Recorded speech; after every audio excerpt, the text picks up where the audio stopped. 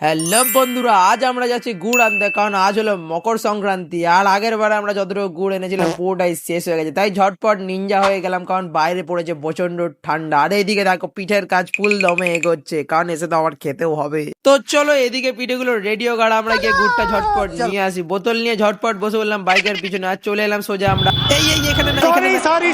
চলে এলাম সোজা আমরা গুড়ওয়ালার কাছে। আর এসে তো দেখি প্রচন্ড ভিড়, কিছুক্ষণ ওয়েট করতে আমাদেরও লাইন চলে এলো। ঝটপট নিয়ে নিলাম, আর পাশেই আমাদের ঠাকুর হচ্ছিল, ভাবলাম একটু দেখে যাই আর তোমাদেরও দেখাই কতটা কি কাজ হলো।